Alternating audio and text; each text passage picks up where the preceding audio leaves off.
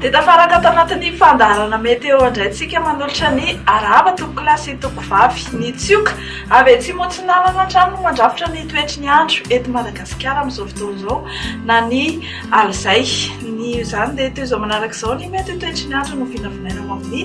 rapitso amin'ny maraina dia andrahoana ny andro ny faritra antsirana iray manontolo ny faritra amin'ny tomasina ary ny faritra vady vafitovonany fa mety ho arahana orana malefaka izany ny amin'ny morotsiraky analanjorofo sy atsinanana iny ifandimby eo ny rahona sy ny masoandro ny amin'ny faritra sisa ary ho mafimafy ny fitsokany rivotra ho anareo any amin'ny faritra Sofia iny maro ny faritra Betsiboka Otomatsiatra ary ny faritra atsimo andrefany Madagasikara ho amin'ny rapitso tolakandro ary dia isitraka orana tandrivindrahona indray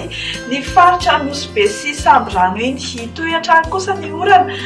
any Antalasy analanjorofo any andrahoana ny andro ary mety arahana orana tandrivindrahona amin'ny toerana sasany amin'ireto faritra manaraka ireto vakina karatra amorony mani ary ny faritra vadivafitovonany ifandimby eo ny masoandro sy ny rahona ny any amin'ny faritra sisa makasika ny maripana indray dia tsy dia ahitana fetsy firy ato anatin'ny 3 andro avy fa amin'ny rapitso maraina aloha dia 10 degré celsius no ambany indrindra ho anareo ny vakina karatra ny faritra ny morotsiraka kosa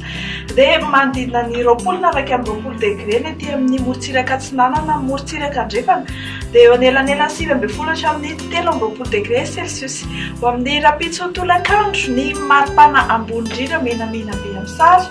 dia eo anareo ny amin'ny faritra avaratra andrefany Madagasikara iny izany hoe rano marimarina kokoa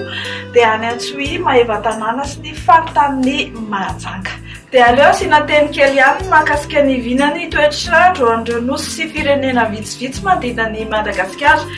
ifandimby ny rahona sy ny masoandro amin'ny rapitso any Paris, Milan, Maurice sy Johannesburg anorana tandrivindrahona Comore, Nairobi, Seychelles, La Réunion anorana tandrivindrahona mety araha kotroka kosa ny faritry Bangkok dia ahitanao vaovao mahakasika ny mety toetry ny andro hatramin'ny page Facebook Meteo Madagasikara sy ny YouTube ary mirary soanao ary mamy fotoananao amin'ny rapitso veloma toko.